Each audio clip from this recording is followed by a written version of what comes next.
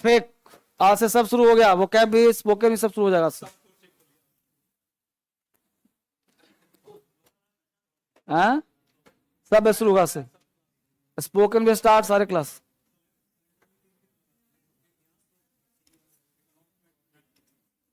Verb, पीछे दरवाजा भी लगवा दिया हूं।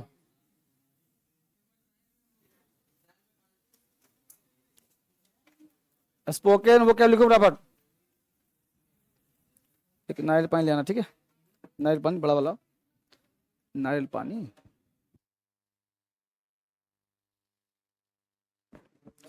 चलिए, फेक, फेक का मतलब जाली, नकल करना, जालसाजी करना, फेक है। फेक मनी है, डुप्लीकेट मनी है। उतार लिया। चलिए,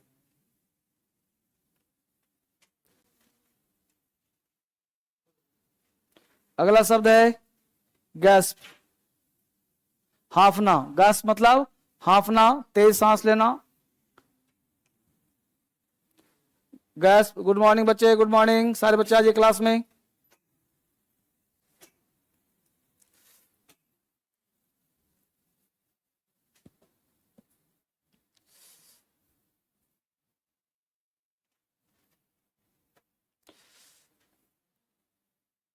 हो गया हाफना, दम लेना, सांस लेना, जीएसपी गैस्प, हो गया ना, जीएसपी।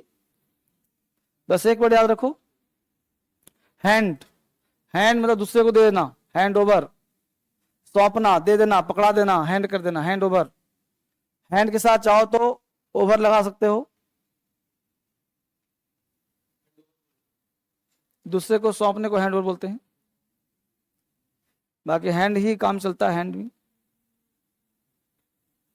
ठीक है, 3 हो गए। 4, इमेजिन। इमेजिन कल्पना करना, अनुमान करना, इमेजिनेशन करना। इमेजिन कल्पना, अनुमान। V1, V2, V3, V4।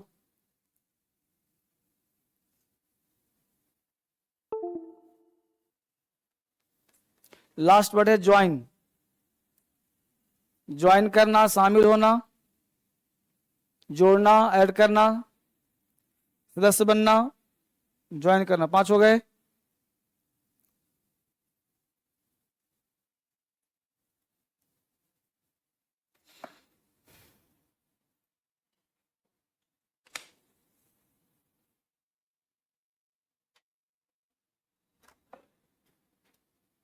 क्या चलें, कोई आपत्ति? चलिए सारे बच्चे खड़े हो जाइए। बहुत तेज नहीं बोलना है, नॉर्मल वाइज बोलना है। चलिए खड़े हो जाओ, बोलो फेक। फेक, जालसाजी करना। फेक, नकल करना। Fake, duplicate. Fake money, duplicate पैसा। Fake, faked, faked, faking. Fake, faked, faked, faking. Fake, faked, faked, faking. Fake, जालसाजी, डुप्लीकेट, फेक, नकल। He fakes anger every time. I was not faking at that time. I was not faking at that time. The currency notes have been faked. The currency notes have been faked. The currency notes have been faked. She faked illness to avoid test. Fake, नकल करना। Gas, हाफना, दम लेना, सांस लेना। Gas, सांस लेना, हाफना, दम लेना। Gasp, gasped, gasped, gasping. Gasp, gasped, gasped, gasping. Gasp, हाफना, सांस लेना, दम लेना। The patient gasps a lot. The patient gasps a lot. The athlete is gasping after the sprint.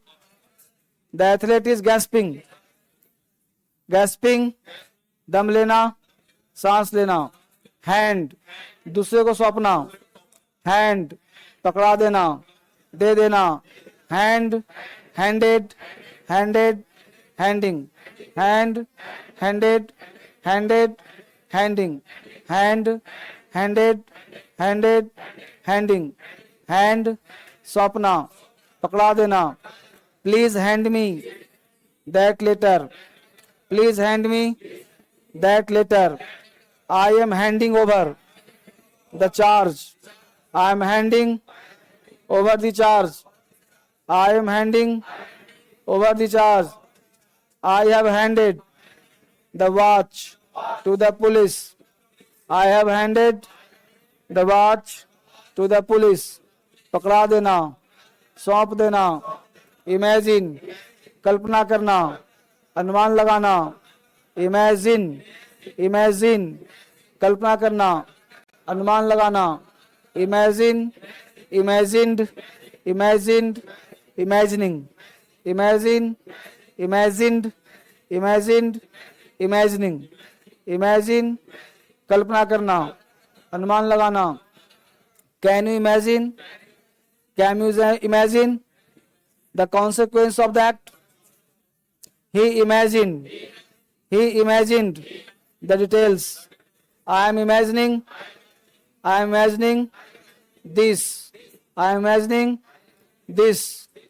join शामिल होना, join सदस्य बनना, join ऐड करना जोड़ना, join joined joined joining, join joined joined joining, join शामिल होना। I will join the club, I will join the club। Is he joining us, is he joining us। have you joined the gym, have you joined the gym। sit down।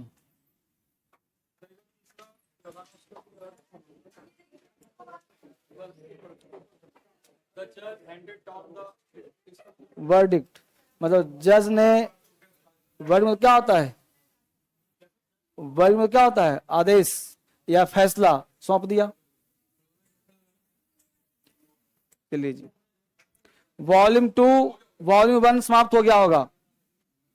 Volume 2 लेकर आए हो आप लोग, volume 2 लेकर आए हो, volume 2 volume 2 वो क्या वाली, अच्छा लेकर कल आ जाना, ठीक है। कल से वॉल्यूम 2 स्टार्ट कर दूंगा। ये वॉल्यूम 1 तो खत्म हो गया ना, कितना बच रहा है,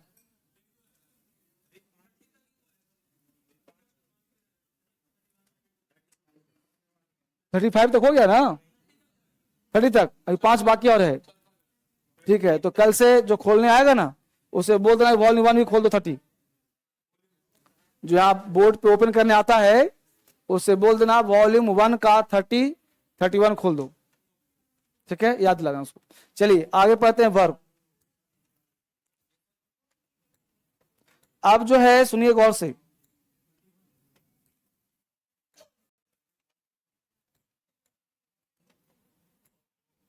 अच्छा ये कोई बात नहीं, कोई बात देखो, आज टेस्ट मिला है सबको बच्चे, 9 मिला है, कितना मिला है 9 चलेगा, तो टेस्ट आज मिला है,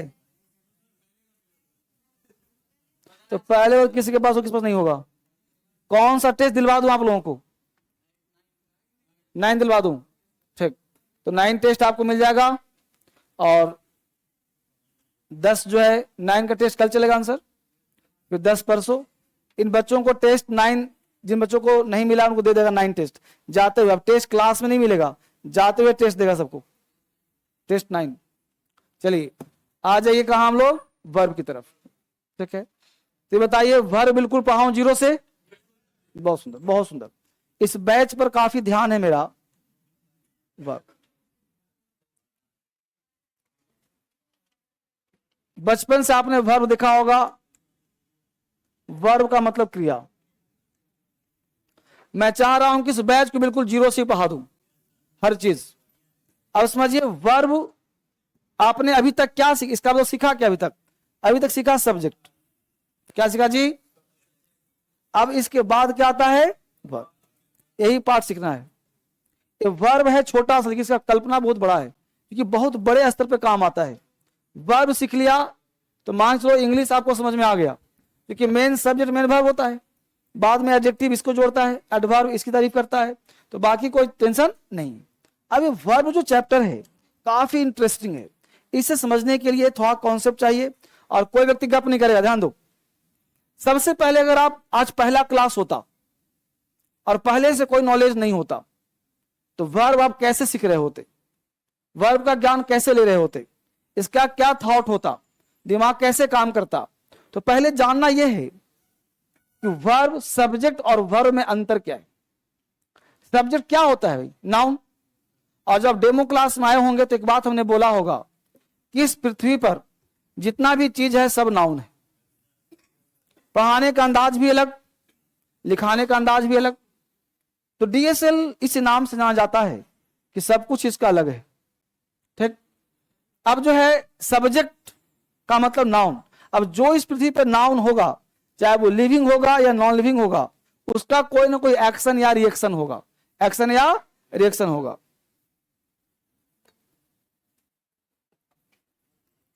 जो भी नाउन होता है उसका कोई ना कोई एक्शन, यहां देखो, कोई ना कोई रिएक्शन, कोई गप ना करो, ठीक है। तो एक्शन या रिएक्शन, तो कोई व्यक्ति जब कोई काम करता है तो वह काम दिखता नहीं है, दिखता है। जैसे मैं हाथ पे लिख रहा हूं, तुमको दिख रहा है, तो आप पेन दिख रहे हो, हाथ दिख रहे हो, लिखावट कहां है, नहीं है। मान लो किसी वजह से मैं पेन निकाला और निकाल करके ऐसे किया मैंने, तो आपको लगा सर कुछ याद है, वैसे लिख रहे होंगे, तो इस एक्शन को आपने क्या कहा, लिखना, ठीक। टेबल चेयर पे रूम पार्टनर तुम्हारा बैठा है, तुम दो रूम, एक रूम में दो लड़के रहते हो, एक का चेहरा इधर, एक का चेहरा इधर, वो भी टेबल चेयर निकाल दिया, वो बैठ के किताब खोला और ऐसे बैठा हुआ है। आप भी सोचो पढ़ रहा है, मैं किसी ने पढ़ूं, आप भी पढ़ना शुरू कर दिए। लेकिन सच्चाई यह था किताब तो खुला था, लेकिन दिमाग में चल कुछ और रहा था। आपको यह भी नहीं पता कि चैप्टर कौन सा खुला है, समझ पा रहे हो। कोई अनपढ़ व्यक्ति हिंदू लेकर के ऐसे कर रहा है, आप अनजान उस व्यक्ति से हो, आपको लगेगा हिंदू पेपर पढ़ रहा है। अब सच्चाई है कि उसको एबीसीडी भी नहीं आता, वो देख रहा था फोटो, वो देख रहा था फोटो, अब आप क्या समझ लिए, वो पढ़ रहा है। तो यानी किसी के एक्शन से हम समझते हैं कि वो काम कर रहा है। इसलिए वह जो एक्शन होता है वो एक्शन दो तरह का होता है। एक, या तो वो एक्शन दिखाई मतलब भाव फील होता है, इसलिए वो नाउन भी होता है और वो वर्ब भी होता है, नाउन भी और वर्ब भी। इसलिए बहुत सारे वर्ब नाउन होते हैं। प्रश्न उठता है कि कौन सा नाउन होगा सर, तो हमको पता है कि भाई प्रॉपर नाउन देख सकते हैं, कॉमन नाउन देख सकते हैं, कलेक्टिव नाउन को फील कर देख सकते हैं। मेटेरियल और एब्स्ट्रैक्ट ये दो देखा नहीं जाता, तो मेटेरियल को नाप तोल सकते हैं, लेकिन एब्स्ट्रैक्ट को फील करते हैं। इसलिए जितना भी नाउन इस दुनिया में है जिसको तुम देख नहीं सकते, फील नहीं कर सकते, वो दो भाग में बांट देना, या तो वर्ब है या तो एब्स्ट्रैक्ट नाउन, या तो वर्ब या तो एब्स्ट्रैक्ट नाउन। याद रहेगा सबको, कोई किताब से रटने की जरूरत ही नहीं कि एब्स्ट्रैक्ट नाउन कुछ नहीं। हमने बोला सिंगिंग, क्या बोला जी, अब बोलो गाना तुम सुन तो रहे हो, पकड़ सकते हो, ऐसा गाना है तुझे संग संग ले चलूं, कहीं दिखेगा। तो गाना जो है वो क्या है, फील किया, कान पे गया, आपने सुना, लेकिन दिखा नहीं सकते, महसूस किया। कोई बहरा व्यक्ति फील करेगा उसको, नहीं करेगा। उसी प्रकार सिंगिंग क्या हो गया, नाउन भी और वर्ब भी। तो सिंगिंग नाउन भी बनेगा, जैसे बोला आई एम, समझो यहां से आई एम सिंगिंग, तो आई एम सिंगिंग इस सब्जेक्ट के बाद आया, इसलिए ये हो गया वर्ब। वर्ब का fourth form ING form, continuous form, continuous tense कहेंगे इसको। लेकिन हमने कहा सिंगिंग इज एन आर्ट। अब सिंगिंग यहां सब्जेक्ट है कि नहीं, तो कौन सा सब्जेक्ट, एब्स्ट्रैक्ट नाउन। कौन सा नाउन जी, एब्स्ट्रैक्ट। तो सिंगिंग यहां सब्जेक्ट नाउन है। कोई व्यक्ति को ना समझ में आए तो बोलना एब्स्ट्रैक्ट नाउन है। हालांकि इसको पढ़ाऊंगा भर में, जीरंड कहते हैं इसको। तो इसका नाम जीरंड भी है, इसका नाम सब्जेक्ट भी है, इसका नाउन भी है, एब्स्ट्रैक्ट नाउन भी है। तो एक नाम इसका नहीं है। तो बन गया क्या यहाँ पे सब्जेक्ट। जो वर्ब ले रहा है भाई साहब, यहाँ भी आई एम ले रहा है, यहाँ पे ही लगाएंगे तो ही इज ले रहा है, ही इज ले रहा है, ही सिंग, जाओ God bless you, God bless you, God bless you, जाओ। तो he is singing, singing is an art, तो यहाँ पे इज क्या हो गया, इज क्या वर्ब, ये भी इज क्या वर्ब, तो ही के साथ इज, सिंगिंग इज। ठीक है, कहने का सेंस है कि एब्स्ट्रैक्ट नाउन वर्ब होता है, वर्ब एब्स्ट्रैक्ट नाउन होता है। क्लियर, आगे बढ़ते हैं। अब प्रश्न उठता है कि वर्ब को हम सीखें कैसे। तो हमने कहा एक चीज कि वर्ब क्या दिखाता है, तो वर्ब शोज एक्शन और स्टाइल, एक्शन और स्टाइल। तो एक लाइन लिखिए हिंदी में पे लिखिए, दुनिया का वह शब्द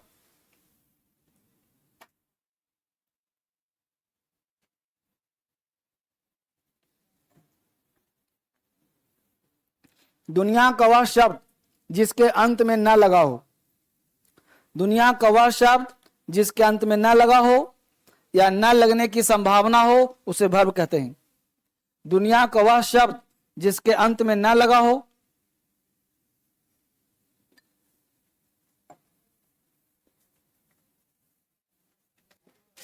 दुनिया का वह शब्द जिसके अंत में न लगा हो या न लगने की संभावना हो वर्ब कहलाता है। दुनिया का वह शब्द जिसके अंत में न लगा हो या न लगने की संभावना हो वर्ब कहलाता है। दुनिया का वह शब्द जिसके अंत में न लगा हो या न लगने की संभावना हो वर्ब कहलाता है। जिसके अंत में न लगा हो या न लगने की, एग्जाम्पल लिखो, पढ़ना, हंसना, गाना, खेलना, कूदना। पढ़ना,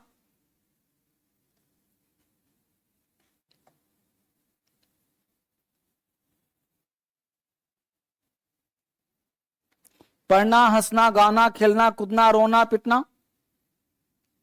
पढ़ना, हंसना, गाना, खेलना, कूदना, रोना, पिटना। बोले सब वर्ब है कि नहीं है?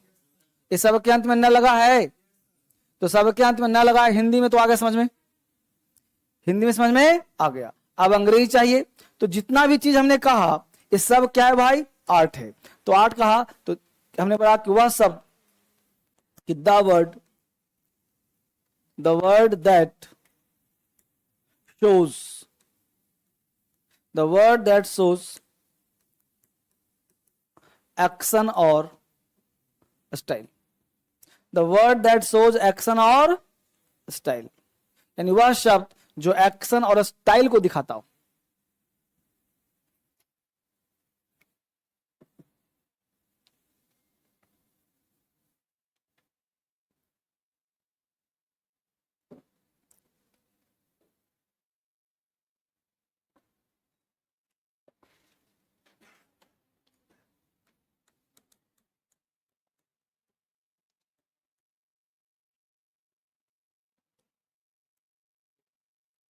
He sings a song.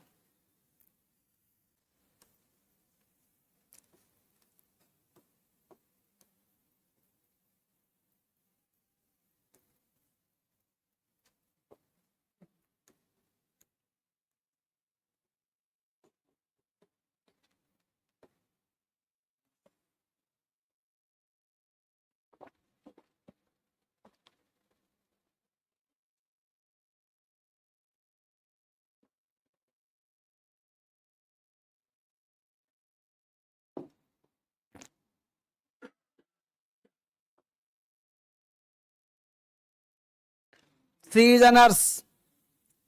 कैसे पता she is a nurse? Subject is तुम्हारा वर्ब है वह है क्या, नर्स। कैसे पता?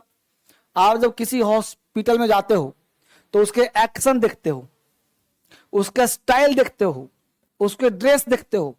किसी भी लड़की को पकड़ने का तुम नर्स हो नहीं, वो ड्रेस सूट के बाद भी एक ड्रेस पहन लेती है। किसी को इंजेक्शन ठोक रही होती है, पकड़ ले तो ये नर्सी है। क्या उसका एक्शन और स्टाइल, तो उसके एक्शन स्टाइल से हमने पकड़ लिया कि वो नर्स है, तो इज यहां पे उसको नर्स हुआ दिया, इज कहलाएगा वर्ब।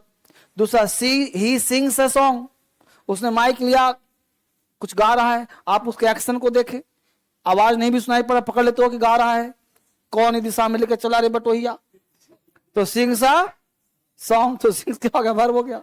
यहां देखा आपने शी गोज टू दिल्ली, उसके चलने का स्टाइल को देखा, दिल्ली जा रही है, पूछा आपने। तो कोई भी चीज हो, ये एक्शन को शो करता है। तो दुनिया के सारे जो वर्ब होते हैं वो एक्शन या स्टाइल को शो करता है, ठीक है। और हम पकड़ लेते हैं कि वो वर्ब है। क्लियर, चले आगे। अभी बहुत पढ़ाना, स्टार्ट कहाँ हुआ? हमने बोला अभी नहीं, पूछो ना, पढ़ाने तो पहले। चले आगे। अभी बस ये देखो कि वर्ब है कि नहीं। अभी आगे नहीं बढ़ना, बस पीछे रहना है बस।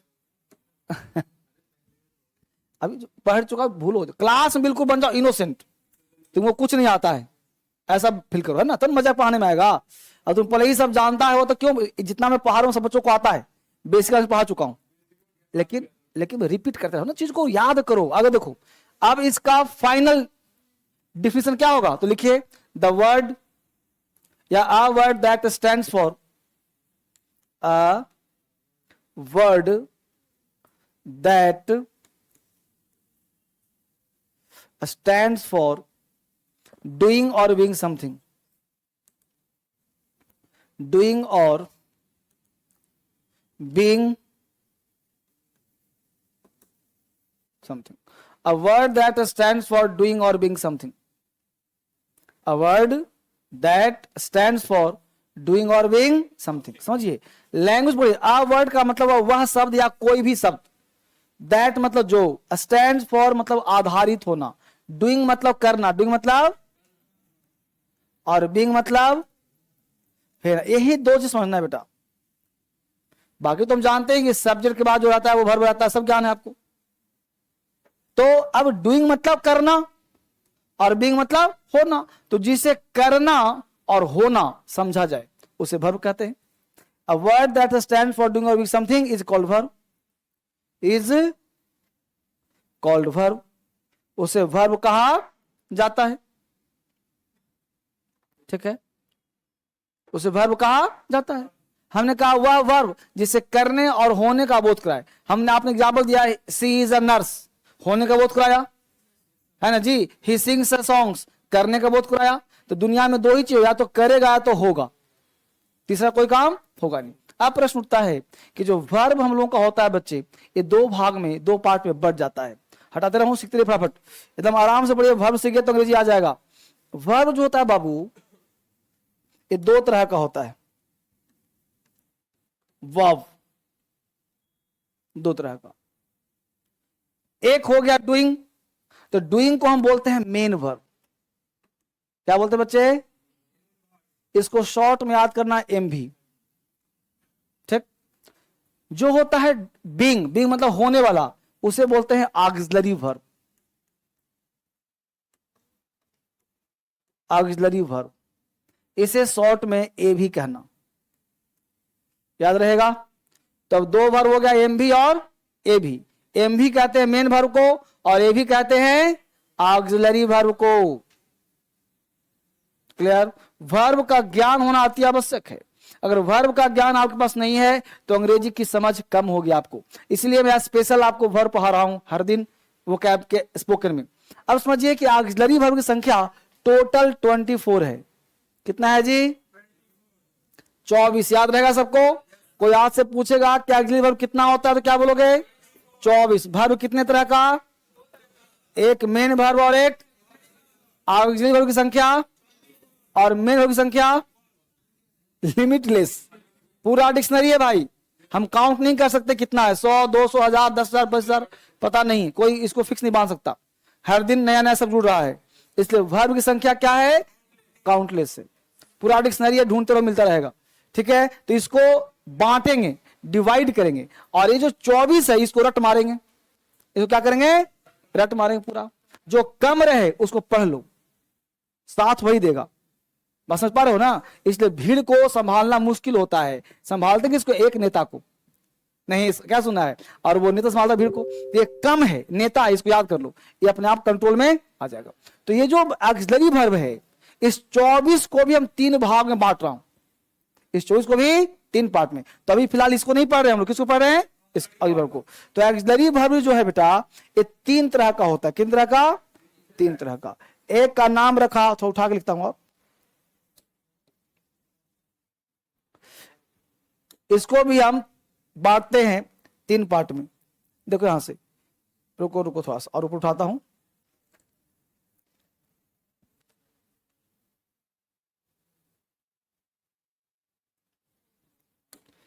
तो जो ऑक्सिलरी वर्ब है यह 3 तरह का होता है। एक का नाम रखा प्रिंसिपल, क्या नाम रखा बच्चे? प्रिंसिपल ए भी, प्रिंसिपल ऑक्सिलरी वर्ब। इसकी संख्या है बेटा 11। कितना? बोलते लिखते रहिए फटाफट। एक का नाम रखा models,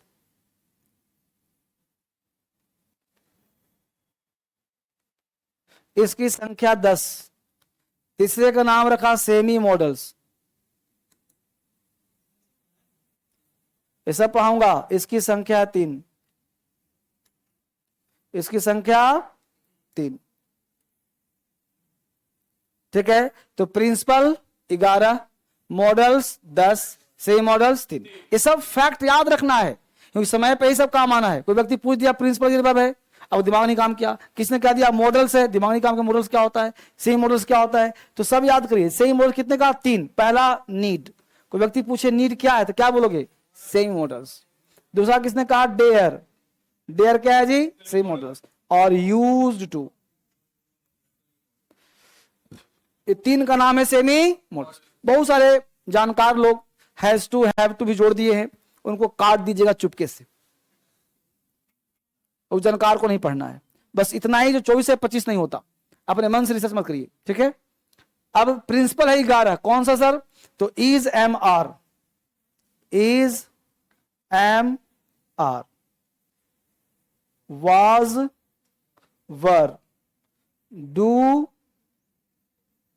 does did, has have और हैड। ये सारे जो वर्ब हैं ये डबल रोल में होते हैं। ऑक्सिलरी वर्ब भी होते हैं और मेन वर्ब भी होते हैं, इसलिए इसको बोलते हैं प्रिंसिपल ऑक्सिलरी वर्ब। प्रिंसिपल का मतलब मुख्य क्रिया, ये मुखिया है, सब यूज होता है। प्लस ये डबल रोल में होता है। जरूरत पड़ा तो बन गया, ऐसे ही बोल रहा हूं, अभी दिमाग लगाना मत, पढ़ाऊंगा सब आगे। ये प्रिंसिपल भी है और मेन वर्ब भी, ऑक्सिलरी वर्ब भी है।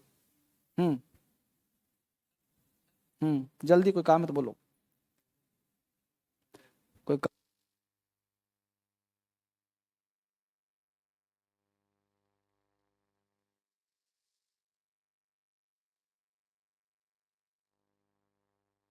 तो क्या काम ने? Is am are, was were, do does did, has have had. इसका नाम क्या हो गया? ये सब रट मारना है। क्या करना है? रट मारना है। अब दूसरा बच गया मॉडल्स। मॉडल्स कितने? हाथ मत करना 5, जानबूझ से कर रहा हूं, 10 होते हैं। देखो कौन कौन सा? विल, शैल, वुड, शुड, लिखते रहो लिखते रहो, can, could, may, might, must और ought to। देख लो 10 हो गए होंगे। तो इस 10 को बोलते हैं मॉडल्स। इसे मॉडल्स क्यों बोलते हैं सर? क्योंकि इस पर वर्ब का कोई एक्शन नहीं, ये अकेले कभी नहीं आता, इसका कोई मीनिंग नहीं है। ये रोल करता है, जिस सेंटेंस में आएगा वैसा रोल निभा देगा। क्या मीनिंग? विल का क्या हिंदी है? क्या करने का हिंदी है? वाह, ये किसी सारे वर्ड मीनिंगलेस है। मॉडल्स मीनिंगलेस होता है, इसको हिंदी नहीं होता। हाँ, बच्चा कहता है शुड मतलब चाहिए, और वो चाहिए के सेंस में आता है। ये शुड का हिंदी चाहिए नहीं होता है। कैन सकने के सेंस में आता है, ऐसा हिंदी सकना नहीं होता है, क्योंकि मीनिंगलेस है। मॉडल्स नाम है इसका। इसका अपना हिंदी होता तो वर्ब नहीं लेता फिर। समझो, हमने बोला कि I can this, I can this, right है कि रॉन्ग है? ठीक है सर, देखो आई कैन दिस गलत ना है जी, क्योंकि अगर कैन होता मीनिंगफुल तो होता सही होता फिर वो। हाँ, आई कैन डू हो जाएगा, तो डू मीनिंगफुल है ना। चलिए अभी पढ़ाऊंगा सब, अभी तो शुरू काम। पूरा रिसर्च होगा इस बैच में, समझ रहे हो, इस बैच को सबसे अलग तरीके से ले रहा हूं मैं। आगे देखो, याद हो गया सब जी। ये सब का नाम क्या है? Auxiliary verb. अभी हेल्पिंग नहीं बोलना है, हेल्पिंग बनाएंगे इसको बाद में। अभी सबका नाम है ऑक्सिलरी वर्ब। को पूछे ऑक्सिलरी वर्ब कितने होते हैं? 24। Principal 11, modals 10, modals. चले आगे। अब ये सब पढ़ाऊंगा, ऐसा मतलब खत्म हो गया। अभी तो दे रहा हूं सिलेबस, ये सिलेबस है आपका। ये सब क्या है? सिलेबस। ये पढ़ाया जाएगा, यही पढ़ाऊंगा, ये भी और ये भी। ये सब पढ़ाने में 3-4 क्लास लगेगा अभी। चलो आगे चलते। पहले तो हमने सीख लिया प्रिंसिपल क्या होता है, मॉडल्स क्या होता है, सेमी मॉडल्स क्या होता है, ऑक्सिलरी क्या होता है, मेन वर्ब क्या होता है, ये सब देखा हमने। अब पढ़ेंगे मेन वर्ब क्या है सर। तो मेन वर्ब पूरा डिक्शनरी है, उसको जब तक हम तोड़ेंगे नहीं तब तक राज करेंगे नहीं। जब तक किसी का सेपरेशन नहीं करोगे तो राज नहीं होगा। इसलिए फूट डालो, राज करो। तो मेन वर्ब में फूट डालना पड़ेगा। यानी इसके ए पार्ट को अगर देखूं तो ए का पहला जो है, जिसको बोलते हैं हम रेगुलर और इरेगुलर वर्ब। रेगुलर वर्ब, इसी का दूसरा है इरेगुलर।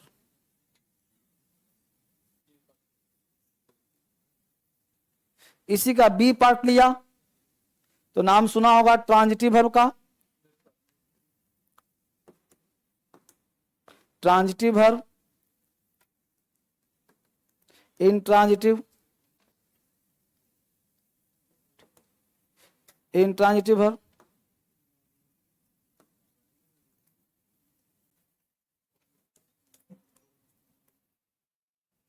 यहीं पे नाम सुना होगा फाइनाइट वर्ब। फाइनाइट वर्ब है, सुना होगा नाम इनफाइनाइट वर्ब।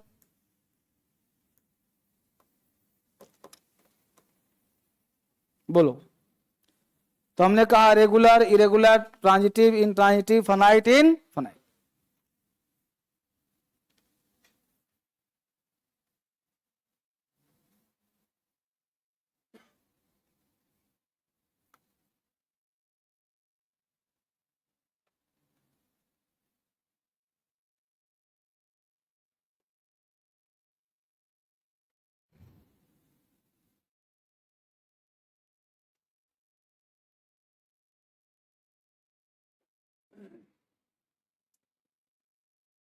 तो ये हमने अंतर किया किसमें? Main verb. तो मेन वर्ब को हमने 3 पार्ट में बांट दिया, regular, irregular, transitive, intransitive, finite और इनफाइनाइट। अब ये टोटल पार्ट सीख गए, यही टोटल सिलेबस है। वर्ब यही इतना चलेगा, इतना खत्म हो गया तो वर्ब चैप्टर खत्म। ये देखने में आसान है लेकिन इसमें 8-10 क्लास लगेगा पूरा खत्म करने में। ठीक है, अभी का अभी तो शुरू भी नहीं हुआ, अभी सिलेबस दिया हूं। अभी क्या दिया गया? सिलेबस। अब हम लोग आगे क्लास के पार्ट को छेड़ेंगे, आगे चलेंगे। तो सबसे पहले हम लोग पढ़ते हैं मेन वर्ब, मतलब इसी को पहले पढ़ते हैं, फिर पढ़ेंगे ऑक्सिलरी वर्ब। ठीक, तो हेडिंग बनाइए मेन वर्ब। उतार लिया सब? हेडिंग बनाइए मेन वर्ब। बच्चे ऑनलाइन, बहुत बढ़िया तैयारी, तुम्हारा तैयारी बिल्कुल सही चल रहा है। ठीक है, बहुत सुंदर, बहुत सुंदर, आगे बढ़िए। तो हमने यहां पे देखा मेन वर्ब। अब मेन वर्ब में हेडिंग बनाइए सब पार्ट बेसिक मेन वर्ब। क्या हेडिंग बनाया? Basic main verb.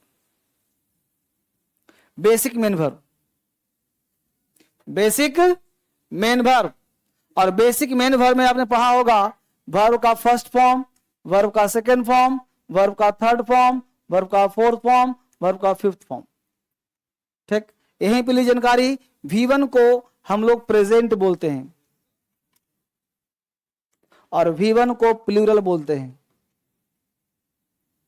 V1 को प्रेजेंट बोलते हैं और प्लूरल। V2 को हम लोग पास्ट बोलते हैं। V3 को परफेक्ट बोलते हैं। प्लूरल का मतलब प्लस, यानी V1 का मतलब प्लस, V2 मतलब minus plus, V3 minus plus, V4 minus plus, V5 minus. तो माइनस प्लस साइन पता है सबको ना? Minus singular plus plural. तो माइनस प्लस मतलब पास्ट V2 जो है दोनों हो जाएगा, सिंगुलर भी और V3 भी दोनों हो जाएगा, परफेक्ट टेंस में आएगा, सिंगुलर भी और प्लूरल भी। V4 भी दोनों आ जाएगा, इसको बोलेंगे कॉन्टिन्यूअस। और V5 प्रेजेंट। और क्या जी? Singular.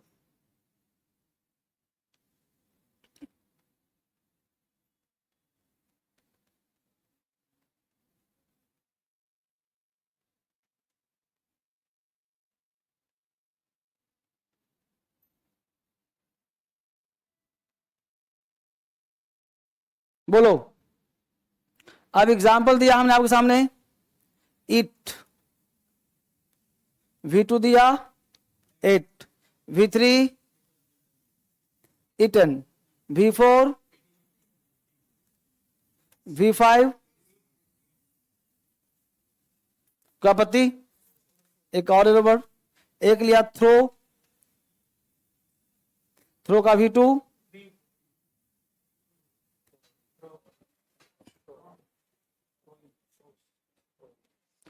Throwing,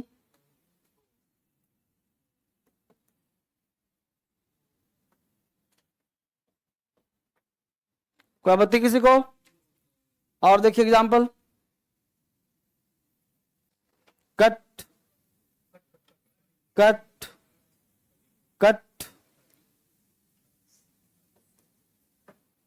cutting, cuts.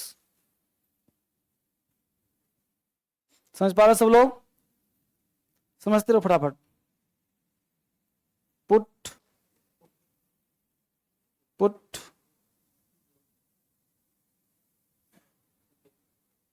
Put, putty पे है, पुटिंग, पुट्स।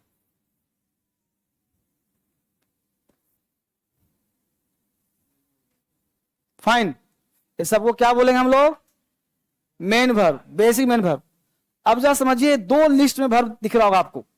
एक ऐसा वर्ब जिसका V1 अलग है, V2 अलग है, V3, और आप कहीं भी रहेगा पहचान लोगे। जैसे थ्रोन वर्ड, इटन वर्ड कहीं भी मिलेगा तो क्या कहोगे उसे? पता है सबको। एट, थ्रू कहीं मिलेगा V2 कहोगे। लेकिन जांच गौर करो, cut, cut, cut, put, put, put, कहीं से अलग अगर पुट लिखा मिले, ये वाला पुट लिखा मिले, ये कट मिला ले, तो पकड़ लो कि V2 है ये। आप समझ नहीं पाओगे जब तक सेंटेंस समझ में नहीं आएगा। सेंटेंस पाओगे कि V1 है, कि V2 है, कि V5 है, तब समझ में आपको बढ़िया से आएगा, क्योंकि तीनों फॉर्म क्या है? समान है। तो वैसा वर्ब, ध्यान देना, वैसा वर्ब जिसके कम से कम दो फॉर्म समान हो। जैसे यहां वर्ड बोल दे बाय, एक तो उठाता हूं ऊपर समझाने के लिए और बढ़िया से।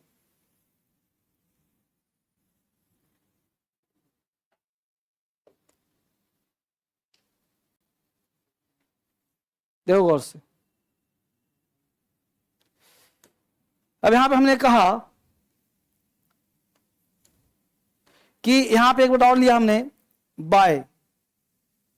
क्या लिया? बाय। यहां लिया,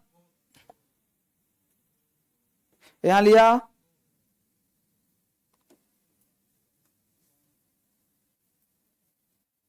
बॉट। समझ रहे हो? तो देखो दो फॉर्म समान है कि नहीं है, यानी यहां कंफ्यूजन होगा। तो जिस वर्ब में कंफ्यूजन हो उसे बोलते हैं इरेगुलर। नियम का पालन नहीं कर रहा और ये बेचारा अपने नियम से चल रहा है, चलो नहीं चल, देखो से ईट, एट, ईटन, ईटिंग, तो इसको बोलते हैं रेगुलर वर्ब। रेगुलर, और इसे बोलते हैं इरेगुलर वर्ब। इरेगुलर वर्ब मतलब जो वर्ब का तीनों फॉर्म अलग अलग हो उसे बोलते हैं रेगुलर, और जिसके दो फॉर्म समान हो उसे बोलते हैं इरेगुलर। इसको नोट में लिखिए।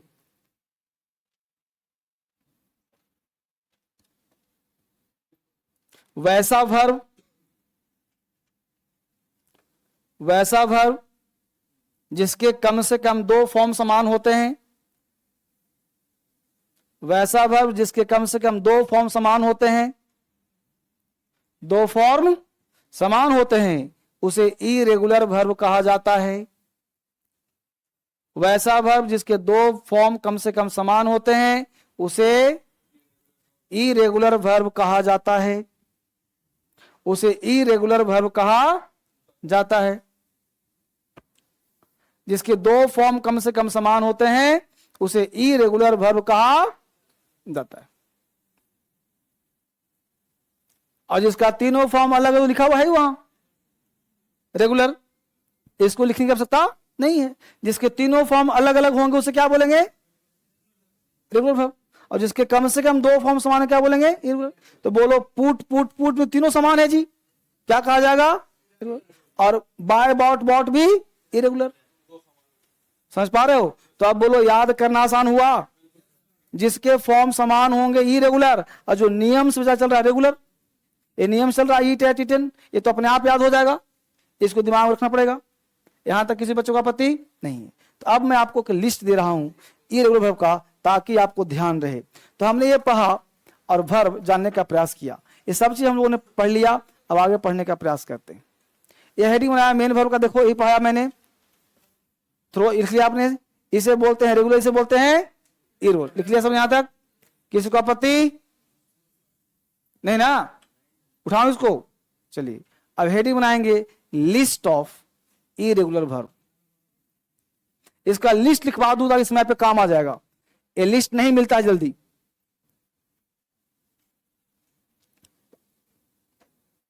List of irregular verb.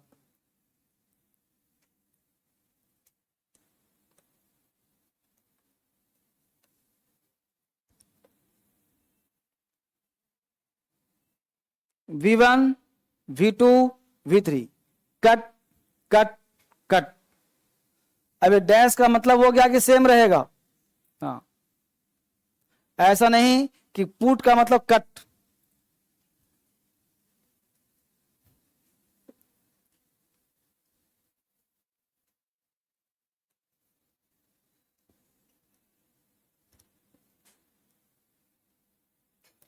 Cut cut cut, put put put, hit hit hit, beat beat beat, set set set.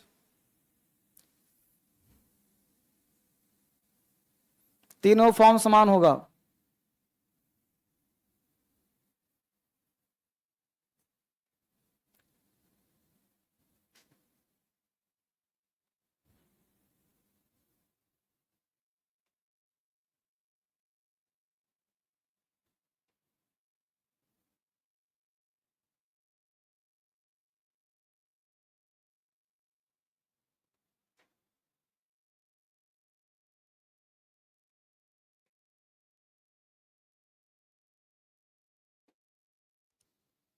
ये सब आपको याद कर ले वो कैब।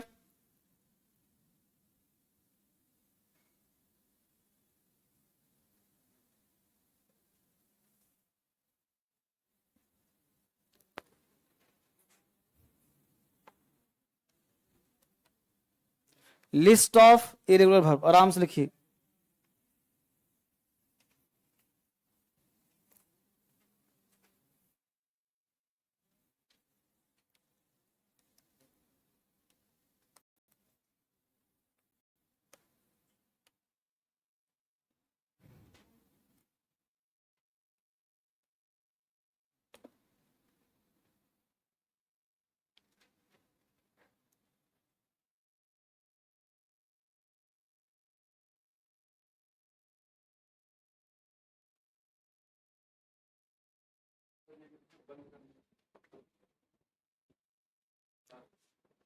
आएगा अभी।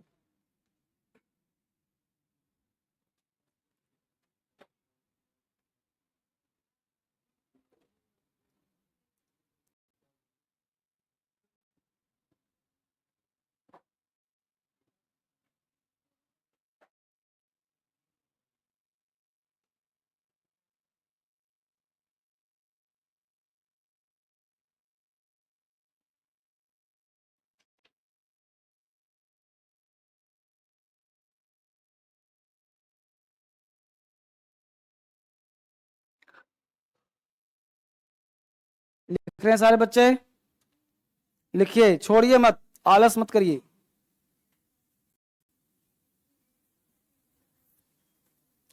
पढ़ाई करने में कोई आलसपन नहीं। अब देखो नीचे लिस्ट है V1 V2 V3 किसका है? जिसका दो फॉर्म समान होता है। Buy bought bought, catch caught caught, buy bought bought, catch, caught, caught. Exam में पूछा था सीपीओ में, एक बार कैच को कैच दे दिया था, कैच्ड। तो कैच का कैच्ड कभी नहीं होता है, कैच का कॉट होता है।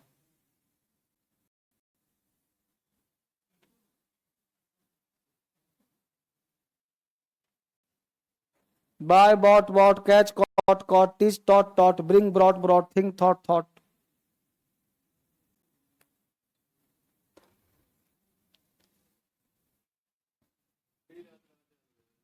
लिखते याद हो जाएगा सब ना। लिखवाता इसलिए हूं कि क्लास में ही आपको आधा याद हो जाए।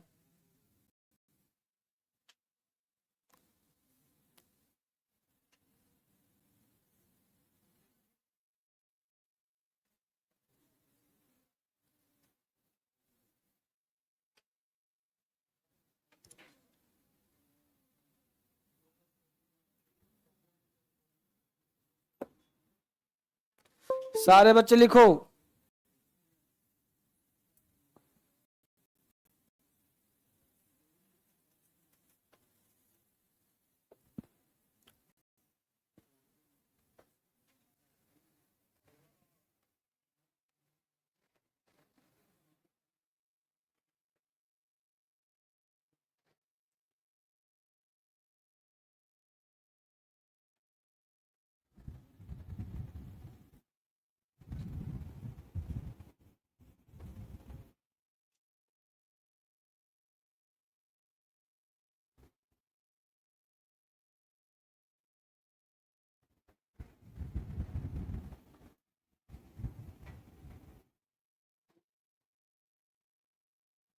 बहुत ही बेहतरीन तैयारी चल रही इस बैच का।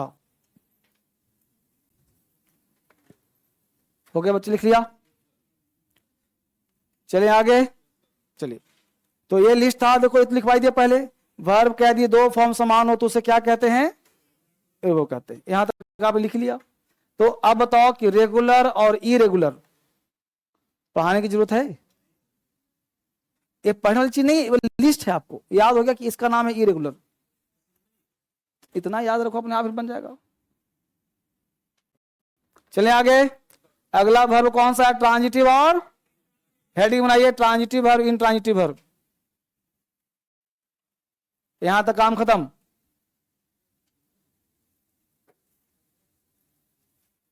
बिल्कुल शुरुआत से ले चल रहा हूं, ना समझ में आया क्लास में तुरंत खड़े हो जाओ आज ही, ठीक है? चलिए आगे बढ़िए। अब हेडिंग बनाना है ट्रांजिटिव और इनट्रांजिटिव।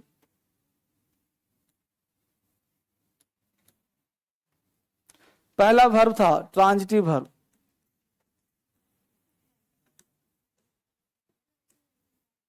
दूसरा वर्ब था इनट्रांजिटिव वर्ब।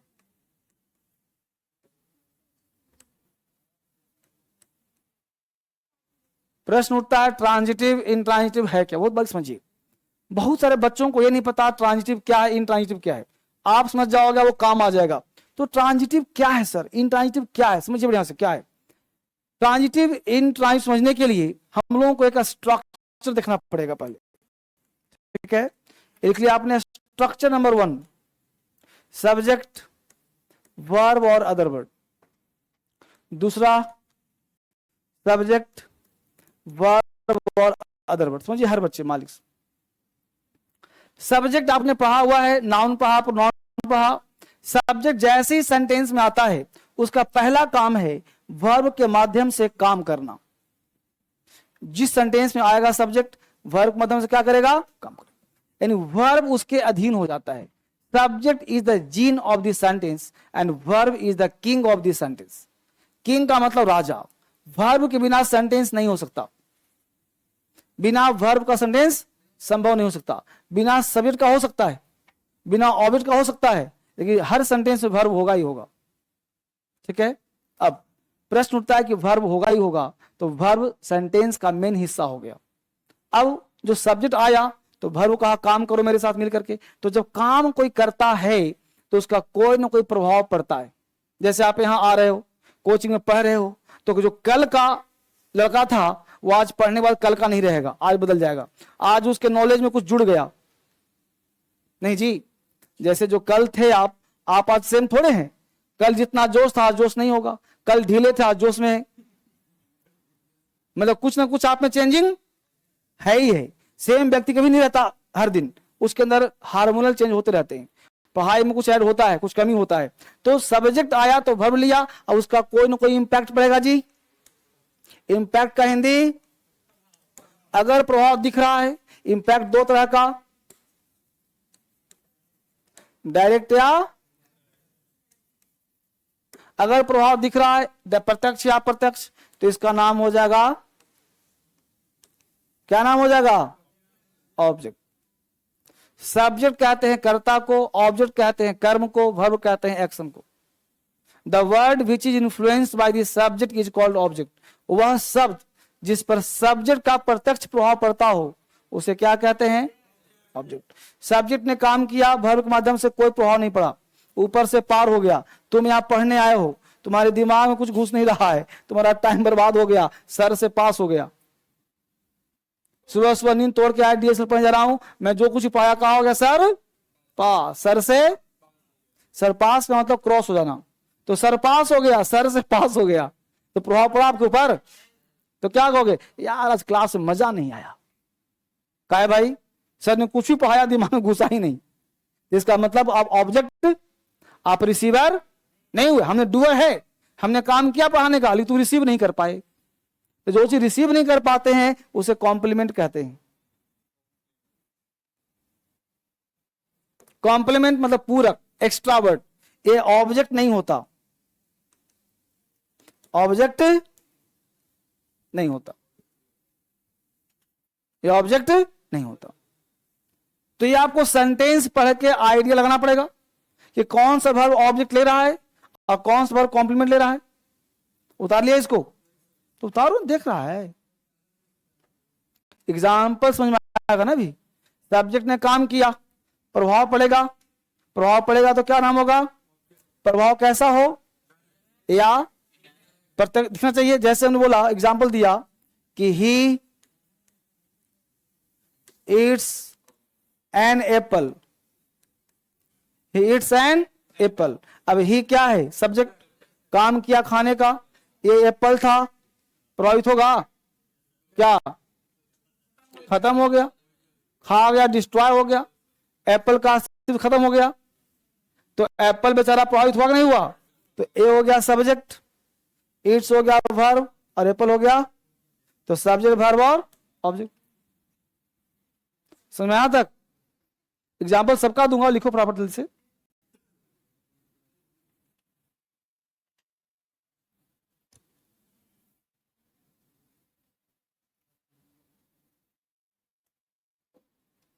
एग्जाम्पल दिए जाएंगे, पहले फोटो तो लिखो फटाफट स्ट्रक्चर।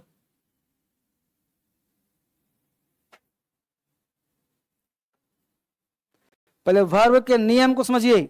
वह वर्ब, वह सब्जेक्ट, सॉरी वह वर्ड जो सब्जेक्ट से प्रभावित हो उसे कहते हैं ऑब्जेक्ट, और वह शब्द जिस पर सब्जेक्ट का कोई प्रभाव न पड़ता हो उसे कहते हैं कॉम्प्लीमेंट।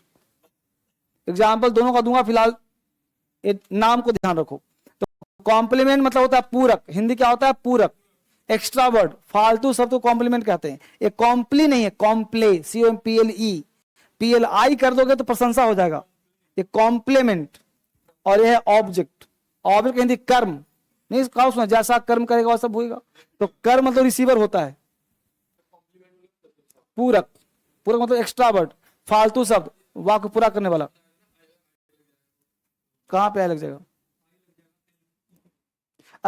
COMPLI, ई की जगह क्या हो जाएगा? आई, तो क्या हो जाएगा? वो प्रशंसा, वो कॉम्प्लीमेंट होगा, हो जाएगा कॉम्प्लीमेंट, ये कॉम्प्लीमेंट। ठीक है बच्चे? तो उतार लिया सबने। अब एग्जाम्पल देखो, समझो बढ़िया से पहले एग्जाम्पल देखो। एग्जाम्पल अक्सर मैं देता हूं कि शी laughs at you, समझिए यहां से। एक एग्जाम्पल दिया, she laughs at night। Example दोनों सेम है, दोनों में हमने शी को लिया है, यहां भी शी को लिया है, यहां भी वर्ब लिया, यहां भी वर्ब लिया, यहां यू लिया, यहां नाइट लिया। अब एग्जाम्पल से पकड़ना है कि कौन ऑब्जेक्ट है और कौन कॉम्प्लीमेंट है। तो देखिए शी, फोटो समझिए, ये हो गई सी और ये हो गया तुम, यू। यहां समझो, शी हो गई, ये यू हो गया, शी और यू। तो शी लाफ्स एट यू, ये देखो हंसना शुरू कर दी। किस पर हंस रही है जी? She laughs at you. अब देखो शी सब्जेक्ट है, ये लाफ्स एट फ्रेजल वर्ब है। क्या है? जिसका हिंदी होता है दूसरों पर हंसना, दूसरों पर हंसना। तो शी लाफ्स एट यू, वह तुम पर हंसती है। तो तुम पर हंसती है तो तुम पर प्रभाव पड़ेगा। दिखा सकते हो, तुम यहां बैठे हो, गेट पर से कोई लड़की हंसी तुम पर, और अच्छी वाली हंसी हंसी, तो तुम्हारे अंदर कोई हार्मोनल चेंज होगा? अरे कुछ तो होगा, फूल खिलेंगे। लेकिन दिखा कहां हंसी? ऐसा नहीं है कि हंसी तो चश्मा उड़ गया, नहीं ना, बाल खिल गए, सिर्फ फिल्मों में होते हैं कि लहरा रहा है आंचल, रियल लाइफ नहीं लहराते। तो शी लाफ्स एट यू, दूसरों पर हंसना, तुम पर हंसी। अगर मान लो हंसी नेगेटिव तो अंदर से गुस्सा आएगा, प्रभाव पड़ेगा ना, प्रत्यक्ष या। तो यहां कैसा प्रभाव है? आप प्रत्यक्ष दिखा नहीं सकते, किसी को दिखा सकते हैं? कोई कहा दिखा कितना हंसी, कहां हंसी, तुम्हारा प्रभाव दिखा सकते हो, लेकिन हंसी तो जरूर। अरे सी लाफ्स एट नाइट, वह हंसती है एट नाइट। कब हंसती है जी? रात में। तो रात पर क्या प्रभाव पड़ा? रात चांदनी हो गया, अंधेरा हो गया, कुछ हुआ? तो बोलो हुआ ना कॉम्प्लीमेंट, ये हुआ ना ऑब्जेक्ट। एक लाया ऑब्जेक्ट, एक लाया कॉम्प्लीमेंट। और एग्जाम्पल देखो, हमने बोला ही गोस, बाबू नहीं पढ़ा? हाँ, दो लिख, तुम एक छोड़, तुम लोग गप नहीं करते हो ना, डायरेक्ट और इनडायरेक्ट गप करते रहते हो क्लास में। प्रत्यक्ष और आप पर दो लिखवाया ना, नहीं लिखा तुमने? डायरेक्ट और इनडायरेक्ट। प्रत्यक्ष तो दिख ही रहा है और ये दिख नहीं रहा, लेकिन प्रभाव पड़ रहा है। समझ पा रहे हो बात को? दिख नहीं रहा लेकिन प्रभाव पड़ रहा है। जैसे मैं तुम्हें डांटा, अब तुम रोते हुए चले गए घर, पापा कहा कि ना मैं नहीं जाऊं पढ़ने, कहा बेटा सर ने डांटा। पापा ये कहते दिखा कहां डांटे, दिखा सकते हो, लेकिन अंदर जो एंग्विश तुम्हारे अंदर है, कैसा प्रभाव है? इनडायरेक्ट। आप प्रत्यक्ष प्रभाव है। राम इट्स अ मैंगो, ठीक है? हेलो,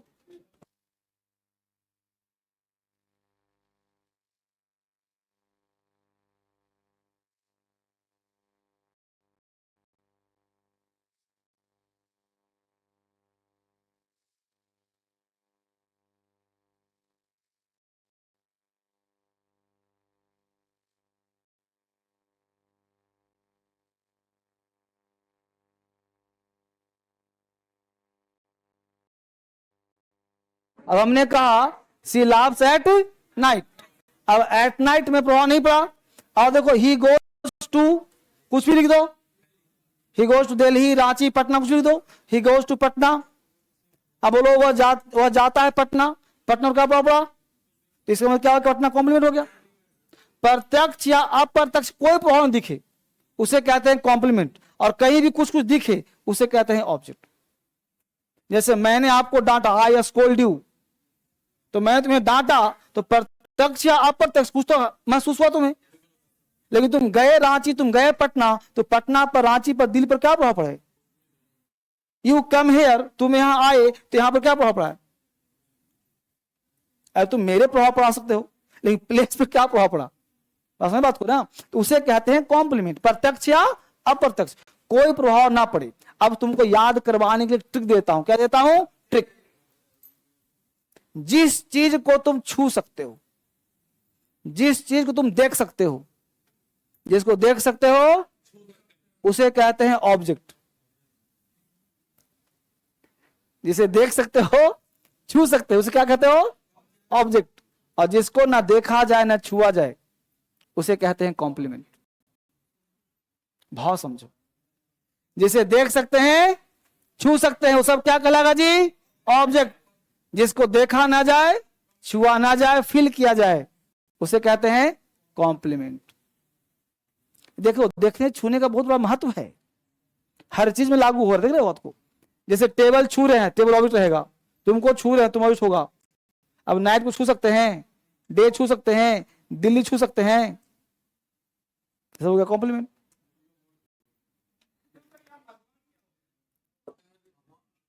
बहुत बढ़िया तैयारी तुम्हारा चल रहा है बेटा। भगवान को, इसको, हालांकि तुम समझ रहे हो इस बात को, लेकिन जिस चीज को हम देख सकते हैं, छू सकते हैं, हम भगवान को अदृश्य नहीं मानते हैं। अगर अदृश्य मानते तो मूर्ति पूजा नहीं करते। ये समझे? तो आप किसी मंदिर में जाते हो तो उस मूर्ति में भगवान को क्या करते हो? आप महसूस करते हो और उसी मंदिर, उसी मूर्ति की पूजा करते हो, उसी को भगवान मानते हो। समझ पाओ को? तो फिर कैसे हो गया? अदृश्य कैसे हो गया? फिर प्रभाव पड़ा नहीं पड़ा तुम्हारे अंदर? क्या तुम गए कहीं कि भाई मेरे नौकरी लग जाए, अब आते ही जॉब का लेटर आ गया, भाई वहीं गए थे तो लगा है, तुम्हारे लिए भगवान हो गए। अब कोई व्यक्ति 10 वर्ष से कहीं जा रहा, कुछ नहीं हुआ उसका, ना मैं नास्तिक हो गया, मैं कहीं जा रहा। तो ये आदमी टू आदमी डिपेंड करता है ना? तो ये सब धर्म की बात हो गई, मंदिर नहीं होते। ठीक है, चलिए यहां पर समझ में आया बेटा तक? अब देखो गौर से मेरी तरफ देखो। यहां पे हमने जो पढ़ाया, अब आपसे टर्म पूछ रहा हूं, मुझे बताओ ईट का हिंदी क्या होता है? गो का मतलब, अब गो हो, कम हो, सीट हो, लाभ कुछ भी हो, ईट के साथ कुछ भी लगा दो, बोलो ऑब्जेक्ट हुआ कि नहीं होगा? अब तुमको दे रहा हूं व्यवहारिक ज्ञान। ईट जब भी मतलब खाना, और खाएगा तो प्रभाव पड़ेगा ही, तो उसके बगल में जो आएगा उसी को खा जाएगा।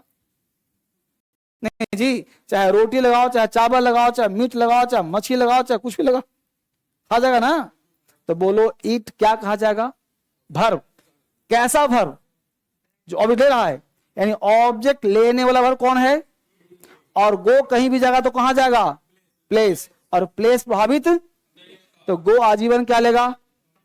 इसका मतलब कि अंग्रेजी में 2 तरह का भर्ब है, एक ऑब्जेक्ट लेने वाला और एक कॉम्प्लीमेंट। अच्छी बात, यानी कि वर्ब की बात करूं तो वर्ब 2 तरह का, एक हुआ object taker verb, object taker लेने वाला, टेकन नहीं टेकर, और एक हुआ non object, non object taker verb. और ऑब्जेक्ट टेकर वर्ब को ही टीवी कहते हैं, ट्रांजिटिव वर्ब, और नन ऑब्जेक्ट टेकर को ही नॉन इंट्रांजिटिव।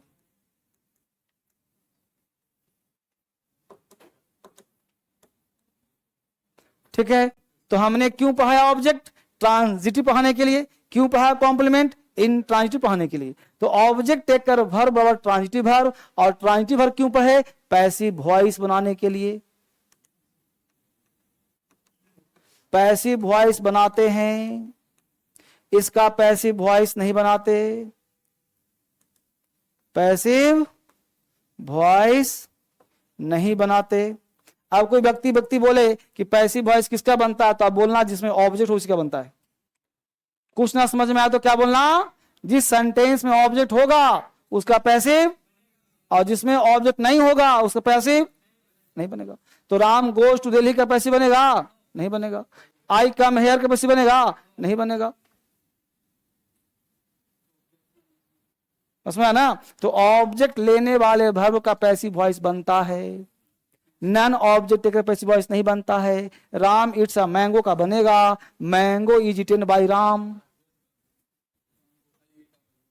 ठीक है, तो यहां तक आपको समझ बढ़ी है। यह है प्योर कॉन्सेप्ट।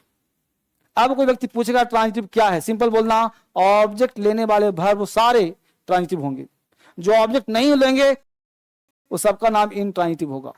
व्यक्ति कहा क्या होता है ट्रांजिटिव, तो बोलना जिसका पैसिव बनाया जाता है वही ट्रांजिटिव है। पैसिव किसका बनता है, जिसमें ऑब्जेक्ट होता है। ऑब्जेक्ट क्या है, जो प्रभाव पड़ता है। प्रभाव कैसे पड़ता है, तो प्रत्यक्ष या प्रतिदिता है, है ना। तो सबको लिंक कर दिया हमने। विजन क्लियर, समझ में आ गया, रिवीजन करते रहना, अंग्रेजी स्ट्रांग हो जाएगा। तो आज हमने समाप्त किया आपका बेसिक क्लास। कल पढ़ाऊंगा फाइनाइट और इनफाइनाइट। कल का क्लास यदि मिस कर दिया तो परसों भी आने की जरूरत नहीं है, क्योंकि कल पढ़ाऊंगा फाइनाइट और इनफाइनाइट, और वही तुम्हारा मेन है। उसमें पूरा वर्ब का कॉन्सेप्ट है।